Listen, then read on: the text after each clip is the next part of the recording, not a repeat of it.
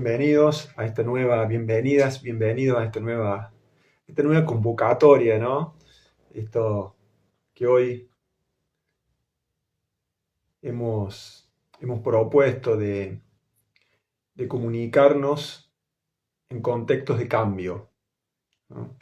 ¿De qué se trata? ¿De qué vamos a hablar? Que muchos, cuando tiramos este tema en las redes, en Instagram fundamentalmente, muchos nos preguntaban y nos planteaban algunas preguntas en relación a este tema. Así que, bueno, vamos a ir empezando como como la charla anterior. Hoy tenemos también la ayuda de Celeste, que nos va a ir comentando las preguntas que nos fueron llegando que nos parecen interesantes para compartir a partir de este tema que hemos propuesto de comunicarnos en tiempos de cambio. ¿De qué se trata? Así que, Cele, buenas tardes, ¿cómo te va? Buenas tardes, buenas tardes. Acá estamos en vivo Bien. para todos. Bueno, arrancamos con la primera inquietud. Disculpa, si le tenemos varias preguntas, ¿no? Sí, son Bueno, varias. bueno, vamos con la primera. A ver, ¿cuál es la primera? Bueno, Contame. la primera nos llega y dice: cuando estamos en contextos cambiantes, yo noto que nos ponemos más nerviosos y nos comunicamos mal. ¿A qué se debe esto? Muy interesante, ¿no? Porque por lo general, yo suelo decir, por lo general, nos cuesta comunicarnos de la mejor manera, no siempre, pero cuando estamos en momentos de incertidumbre, cuando estamos en contextos de cambio, ya sea en nuestros contextos individuales, ¿no? Personales, o en nuestro trabajo, en nuestra organización, o también de crisis sociales, como la que hemos estado viviendo, digamos, con el COVID. Yo suelo decir que en estos contextos hay una emoción, ¿no? Que se llama miedo, que seguramente ustedes la conocen, que se mete por ahí inconscientemente en nosotros y no nos damos cuenta y nos predispone mal a comunicarnos. Entonces, yo suelo decir, Cele, en esto y a todos los que nos están escuchando hoy, cuando se producen estos momentos, estas, podríamos decirle, permítanme en términos, crisis, se da en nosotros como un procesito que a veces es inconsciente, que no nos damos cuenta, en más o en menos en todos los seres humanos, que es, primero que nada, ante una cuestión de que no sé lo que va a pasar, que es algo nuevo, que es distinto, que me perjudica, que no me esperaba. Lo primero que se produce es una sensación de inmovilización en nosotros. O sea que yo le suelo llamar la fase de desconocimiento. O sea, algo que no conocemos, entonces nos inmoviliza. Como si fuera, esto es un baldazo de agua fría, no me lo esperaba. Desde ese lugar, el paso siguiente, esto no es una línea recta, ¿no? Como si fuera una receta de cocina. Yo les cuento más o menos cómo es este proceso que nos pasa ante estas situaciones de cambio, de incertidumbre. ¿Qué es esto? Lo primero es la inmovilización, la fase del desconocimiento. Luego la emoción que suele venir es la de la furia, el enojo. Me enojo con lo que pasa, con la situación. A veces me enojo conmigo mismo. No me gusta. Me quejo. Furia en distintos grados, ¿no? Enojo en distintos grados. Yo le digo, es la fase del conocimiento. O sea, me contacto con eso nuevo, y eso nuevo no me gusta, es distinto, me saca de mis zonas de confort, de mis comodidades, entonces me enojo. Esto es muy común, permítanme el ejemplo, por ahí un poco duro, pero cuando algunas personas nos cuentan que tenemos una enfermedad terminal, ¿no? Muchas veces la sensación es decir, no, no es mío, se equivocaron en el análisis, ¿no? No, yo no puedo ser, no es el mío, se han equivocado. Eso nos pasa, por eso nos enojamos. A medida que avanzamos y empezamos a relacionarnos con esta situación, viene la etapa que yo le digo de poner a prueba, ¿no? Lo nuevo. ese nuevo estadio, el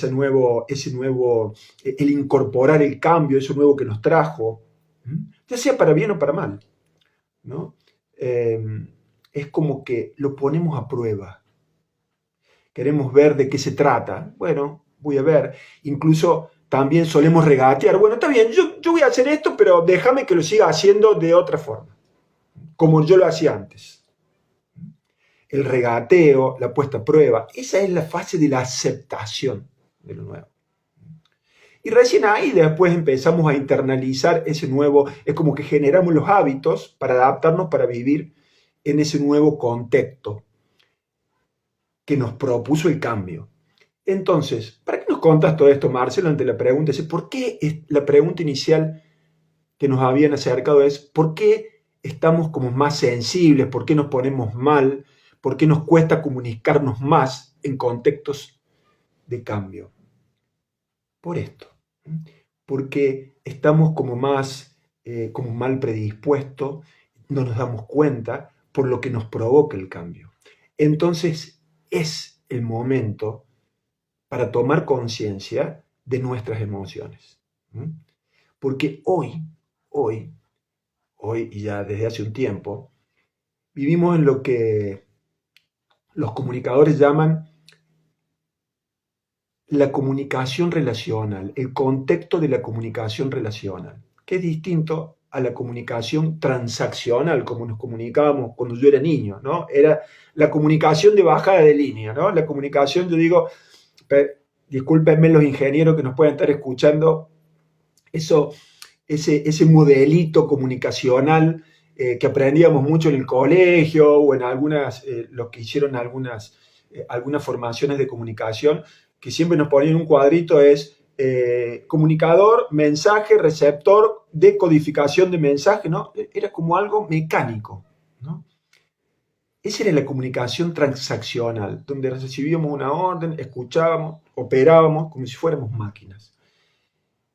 Ahora vivimos la era de la comunicación relacional, donde la comunicación se caracteriza por la gestión de las emociones en nuestro lenguaje.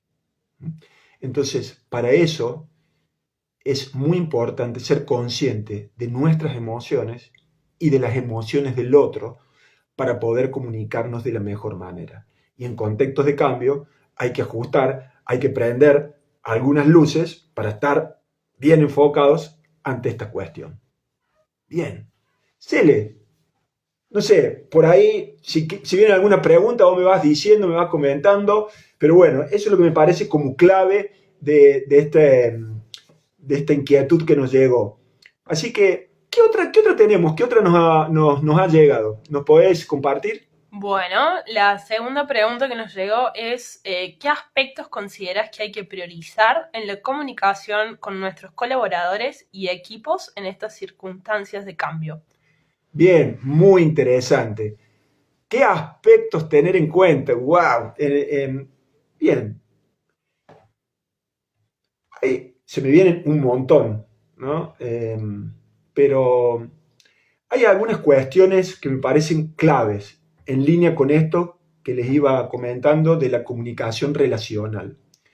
Una que va de la mano de esto que charlábamos recién es aceptación de la emoción interna, que es todo un desafío, por no decir, no me gusta decir es muy difícil, a mí me gusta decir es un gran desafío, es un desafío. Lo primero es aceptar la emoción interna, mía y del otro. Que puedo estar enojado, que el otro puede estar enojado, que el otro puede estar triste, que yo puedo estar triste. Ser consciente de mi estado emocional a la hora de comunicarme con otros, a la hora de ir a una conversación con otros. Que esto va más allá de tiempos de cambio, en general. En tiempos de cambio esto como que se profundiza, ¿no? Y hay que estar más atentos todavía. Otra cuestión que me parece importante es tener en cuenta crear la superficie de contacto, ¿no? Sería crear la superficie de contacto, es ¿a dónde voy a hacer la conversación? O sea, siempre decimos, la conversación correcta en el estado de ánimo equivocado es la peor conversación. Entonces, ¿a dónde voy a tener la reunión? ¿En qué momento? ¿Cuándo? Algo importante acá es preguntarnos ¿para qué quiero tener esta reunión? No, ¿por qué quiero tener esta reunión? El por qué generalmente me va a ligar al pasado. Me va a llevar a decir, porque le tengo que decir, porque es la cuarta vez que me dijo lo mismo, porque ya estoy harto. El para qué me va a proponer ir a una solución, a un futuro, a un estado deseado, ¿no? ¿Para qué quiero tener esta reunión? Bueno, para que no pase más esto, para que podamos ver cómo llegar juntos a ese objetivo que nos hemos puesto, para que no nos tengamos que andar discutiendo permanentemente. Entonces, cuando yo me pregunto para qué, ya estoy creando esa superficie de contacto, ¿eh? Desde un lugar distinto. Ya tengo un objetivo, no ir a, no sé, a seguir poniendo parches a lo que venía pasando. Eh, Eso es importante porque muchas veces eh, cuando vamos a una conversación, el otro y a veces nosotros venimos, yo digo, sedientos de incoherencia, o sea, venimos incoherentes, venimos queriendo tirar todos los cañones, solemos decir. ¿Mm? Entonces, si yo no soy consciente de mi emoción y de la emoción del otro, voy a estar patinando en esa incoherencia y no voy a llegar a ningún resultado, no voy a llegar a ningún lado. Por eso nosotros decimos desde ese lugar, planteándolos para qué queremos tener la reunión, es poder lograr una conversación consciente. Lo otro importante, otros tips, por decirlo de alguna manera, que se me viene ante esta inquietud de qué cuestiones tener en cuenta es no solo el lenguaje, la emoción como básico, ¿no? Sino también los gestos. ¿Cómo me predispongo yo gestualmente? Solemos decir que el 90%, la efectividad de la comunicación está dada en el 90% en los gestos. Entonces es importante, por ejemplo, si el otro me está diciendo algo que a mí no me gusta, ¿no? No hace falta decirle nada para decirle que no estoy de acuerdo, que no me gusta lo que dice, solo poner, ¿no? Y a veces yo tengo conversaciones o en el acompañamiento de conversaciones con otros, ¿no? Que hacen, ¿por qué no te gusta? No, si yo no te dije que no me gusta, sí, pero hace con la cara, ah, no, bueno, sí, no me gusta. ¿No? Entonces, muchas veces nos pasa que tenemos reuniones y a veces, che, ¿me podrías acompañar? Quiero que me des una mano para hacer esto. Bueno, sí, te acompaño. ¿No? Me dice que sí y con la cabeza me está diciendo que no. ¿No? No sé si a ustedes les ha pasado, como estos ejemplos hay muchos. ¿No? Entonces, los gestos, estar presente con el otro en esa conversación. Eh, Al principio esto es como medio desgastante, es medio fuerte y es como un ejercicio que hay que hacer, pero yo digo, no nos queda otra. Es parte de de la propuesta de tener conversaciones adultas, conscientes, preparar la reunión. Es fundamental, ¿no? Porque como les decía, o sea, muchos venimos adictos a descargarnos en el otro.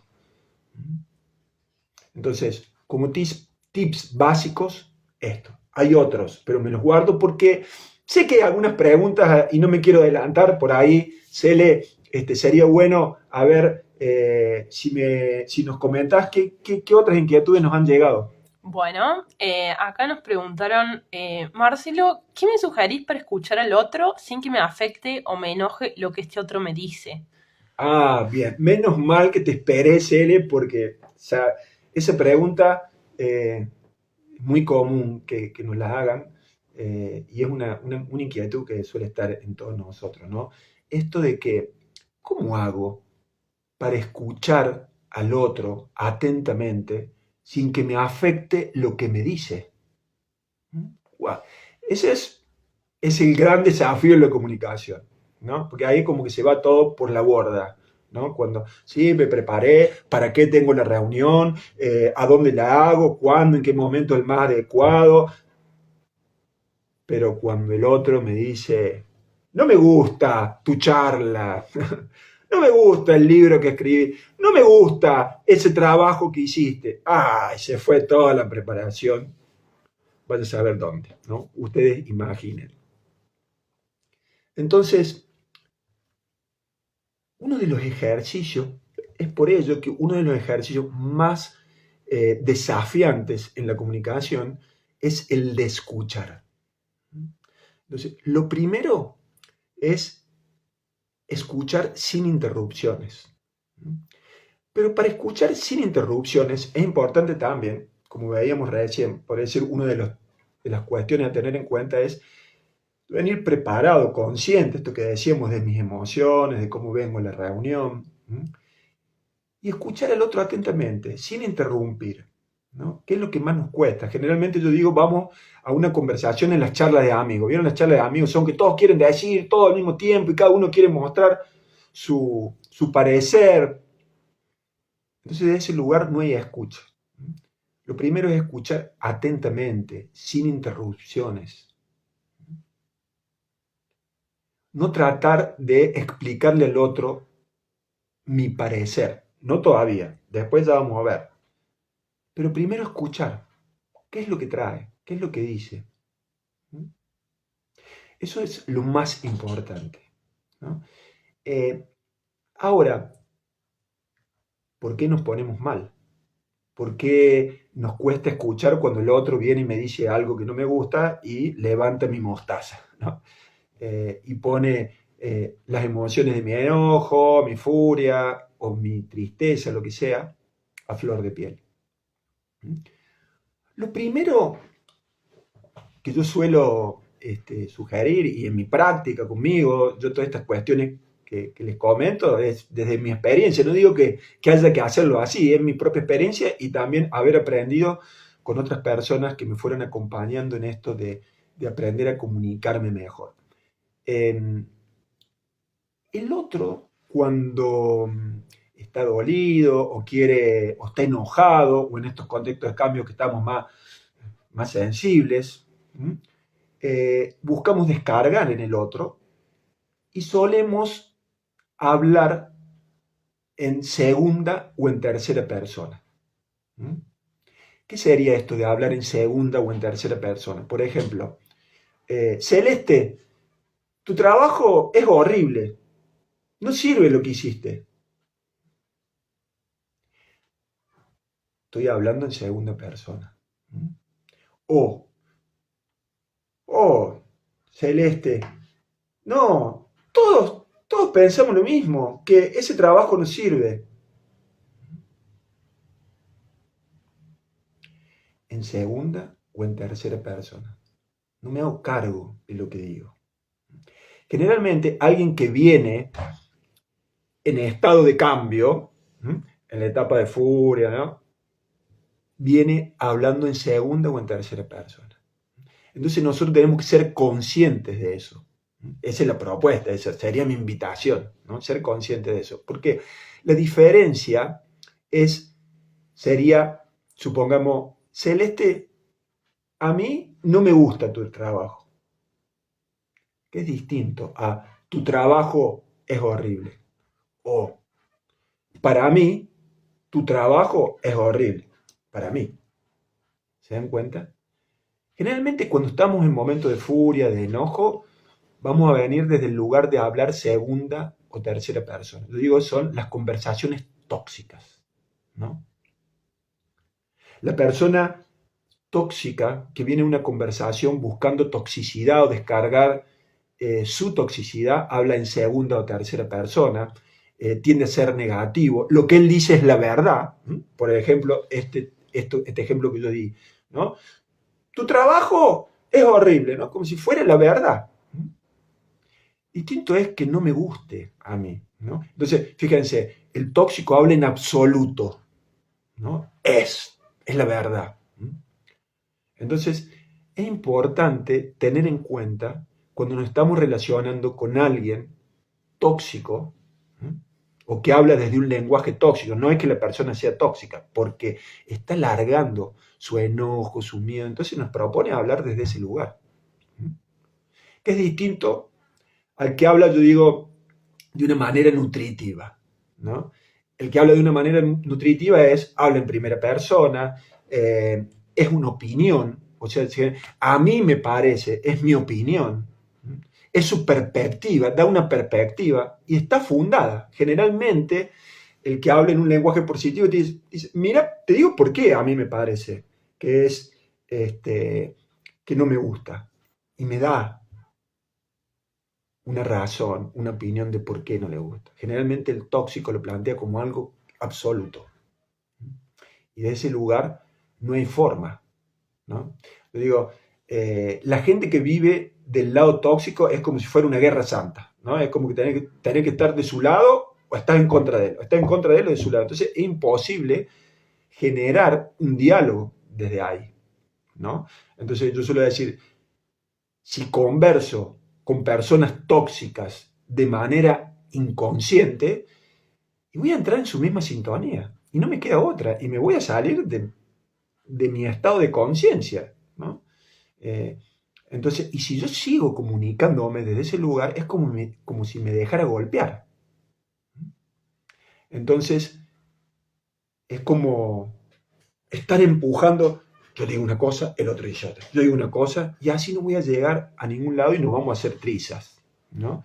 Entonces, la invitación es primero a ser consciente del estado del lenguaje tóxico del otro e invitarlo, ya vamos a ver si hay alguna pregunta, si no, les prometo que les cuento, cómo hacer para entrar en una conversación nutritiva de ambos lados. No siempre se da, porque si el otro no quiere aceptar la invitación, no hay posibilidades. Pero si sí, vamos a ver cómo podría ser. Cele, no sé si vamos bien hasta ahí, espero que sí. ¿Tenemos alguna otra inquietud? Contanos. Sí, vamos perfecto. Bueno, la siguiente pregunta dice que en estos tiempos se presentan cada vez más situaciones de conversaciones problemáticas y no sé cómo enfrentarlas. Bien, bien. Estamos alineados, Cele. Me guardé esto y es lo que viene. Fíjate. Eh, ¿cómo, ¿Cómo enfrentar estas situaciones? Más que enfrentar, a partir de lo que vos me propones, a mí me gusta decir más cómo abordar estas situaciones, ¿no? Entonces, lo primero, la idea es entender la perspectiva del otro. ¿Desde dónde dice lo que dice? ¿No? Por ejemplo, si en esta conversación que yo le había propuesto a Celeste, decir, tu, tu trabajo, Celeste, es horrible, ¿no? Entonces, Celeste, que estás consciente, me plantea, ¿por qué crees, Marcelo? ¿Qué te lleva a pensar que mi trabajo es horrible? En este sentido, Celeste no se enganchó con mi toxicidad y me pregunta para saber cuál es mi perspectiva. ¿Por qué llego a esa conclusión? ¿No? ¿Cuál es la perspectiva del otro? Entonces Celeste me pregunta, ¿qué te lleva a pensar, Marcelo, que es horrible? ¿Por qué llegas a esa conclusión? ¿No? Entonces yo le plantearía, bueno, porque yo he visto trabajos mejores y yo lo haría mejor y a mí me parece que eso no tiene toda la dedicación que, que le podrías haber puesto.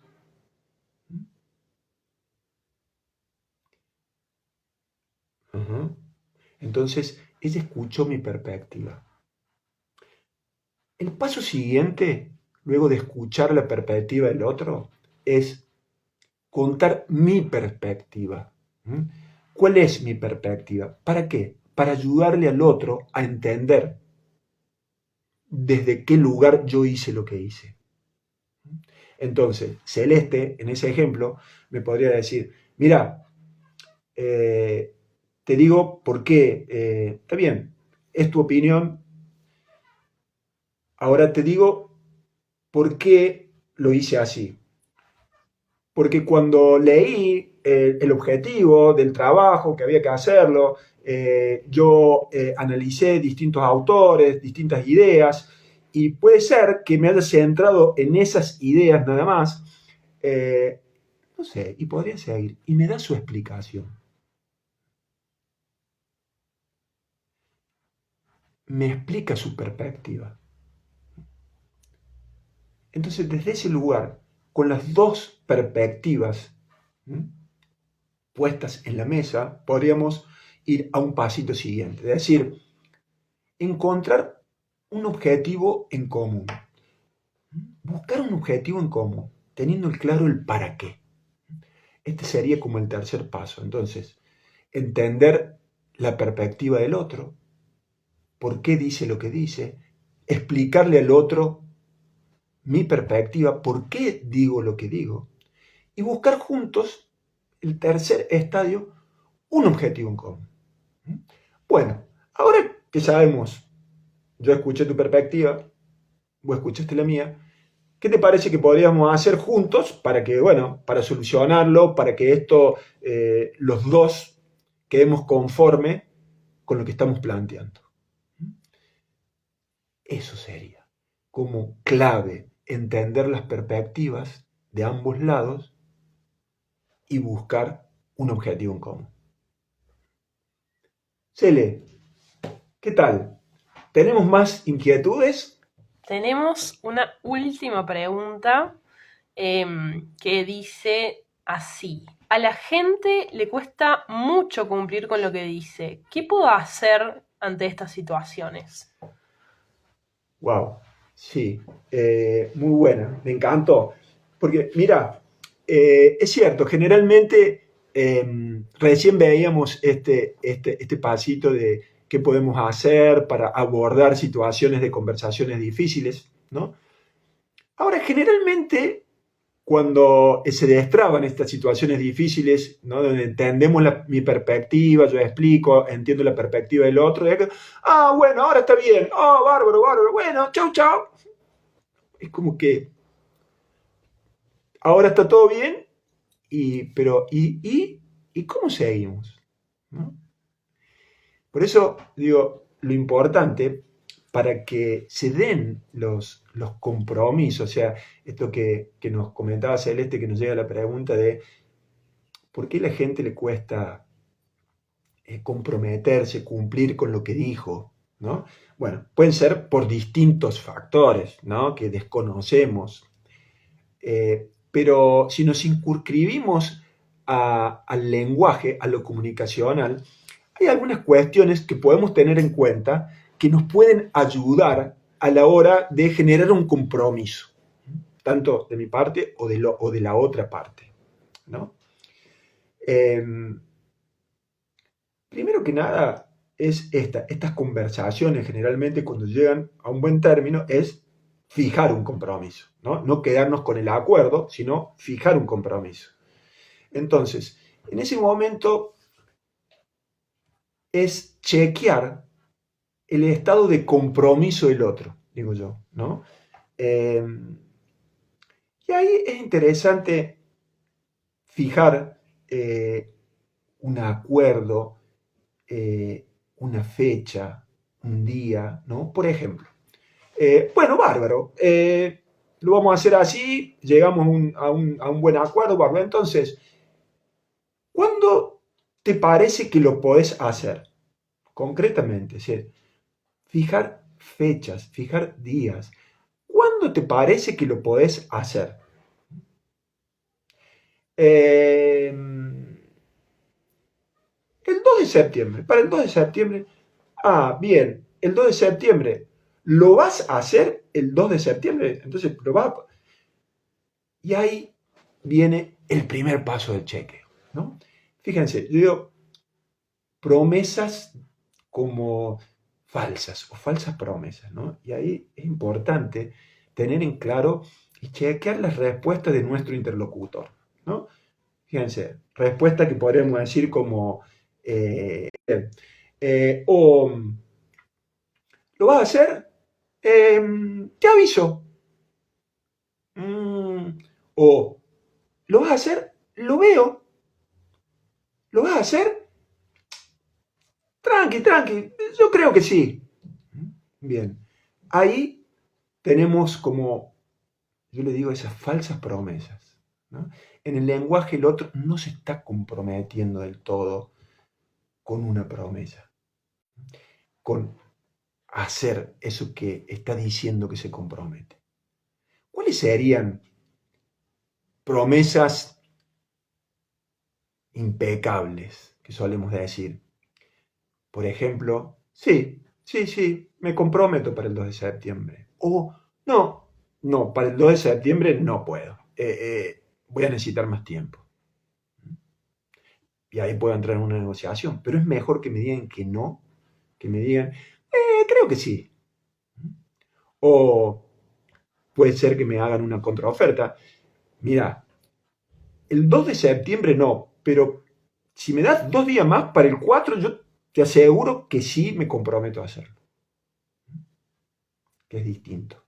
¿Eh? O, por ejemplo, que me digan, a ver, el 2 de septiembre, ¿lo crees vos? Dame, te contesto mañana. Te contesto mañana, porque no me... Eso también es una promesa impecable, ¿no? Obviamente decir, bueno, mañana a qué hora me das la respuesta, ¿no? O esto sería, te contesto en X tiempo. O, mira, yo para el 2 de septiembre puedo, pero si vos me conseguís el trabajo ese que yo no tengo, que yo no necesitaría y que no hay que pedírselo a este amigo tuyo, ¿no? Entonces, eso, o sea, puedo, pero incondicionalmente. Condicionalmente, eso es también una promesa impecable, ¿no? Entonces, conseguir del otro ese compromiso. Yo suelo decir, esto nos cuesta fundamentalmente en Argentina, por nuestro modo de comunicarnos, es si hace falta incluso pedir un compromiso más fuerte, ¿no? O sea, decir,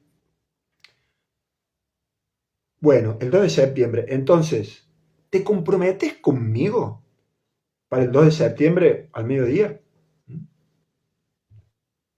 Porque, fíjense, cuando le decimos al otro, te comprometes conmigo, es que se está comprometiendo con alguien. Esto no me asegura que lo haga, ¿no? Pero lo va a ayudar al otro a generar un compromiso más fuerte, porque no es lo mismo comprometerse con una cosa, con algo, que comprometerse con alguien.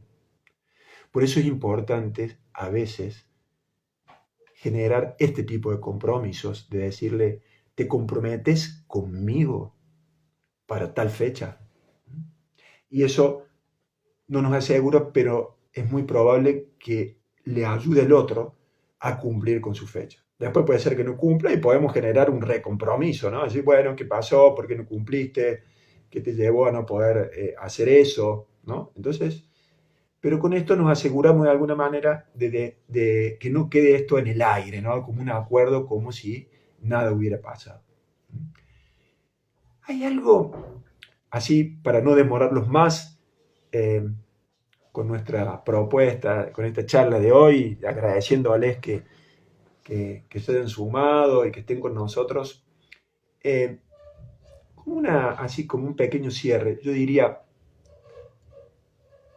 pregúntate si estás teniendo problemas de conversación en estos tiempos difíciles. Pregúntate qué conversación tenés miedo de tener. Si hay alguna conversación que tenés miedo con alguien. Entonces, desde ese lugar, conéctate primero con vos, con tus emociones, ¿no? ¿Qué es lo que tenés miedo? De que te diga qué o de vos de decirles qué al otro. ¿Qué es lo que tenés miedo de expresar? ¿Qué es lo que tenés miedo de decir? ¿Qué es lo que no te animás a preguntar?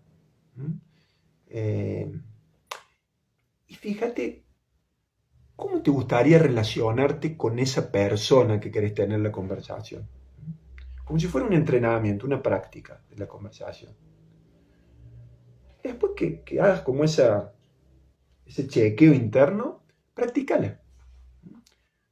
Practícala. Esto suele, ¿no? Esto de tener en el espejo o con un amigo, o lo puedes hacer con audios de WhatsApp, ¿no? Esto es muy interesante, a mí me ayuda, a veces porque después me escucho el audio y veo el tono de voz, aunque no vaya a tener después la conversación con la persona en audios de WhatsApp, pero me hace ver el tono de voz que tengo, o si estoy por ahí me noto que estoy con miedo, o que tengo un nudito en la garganta, lo puedo chequear con el audio de WhatsApp que he practicado, ¿no? Practicarla. Y fíjate en esta práctica, ¿qué harías si la conversación sube de tono? Si el otro te plantea algo que no te gusta, plantéatelo, practícalo. ¿Cómo vas a abordar esa situación? Bien. Y lo último, haz la conversación, no la dejes de tener. No la dejes de tener en el momento adecuado, si quieres utilizar esta sugerencia que vimos, pero no dejes de tener la conversación, porque es una forma de crecer. El tema es, si seguimos conversando, como venimos conversando, que no nos gusta, podemos trabajar, podemos recrear los espacios de conversación y podemos recrear nuestras formas de comunicación, más allá de que estemos en tiempo de cambio. Bienvenido el cambio para poder crecer también en nuestra forma de comunicarnos. Bien. Bueno, muchas gracias a los que llegaron hasta acá y a los que no también. Bueno, esto va a estar en nuestro Instagram, así que lo pueden volver a ver y pueden también sugerirles si les interesó a aquellos que crean que les puede ser útil. Así que bueno, desde ya muchísimas gracias. Gracias, Cele, muchas gracias por la ayuda. Excelente. Gracias. Y bueno, también les digo, ten atentos porque vamos a seguir teniendo este tipo de charlas, estos temas que nos interesan del día a día y de la situación que estamos viviendo en las organizaciones y en la humanidad, ¿no? Para ser más conscientes y crear espacios de trabajo más humanos. Chao, chao.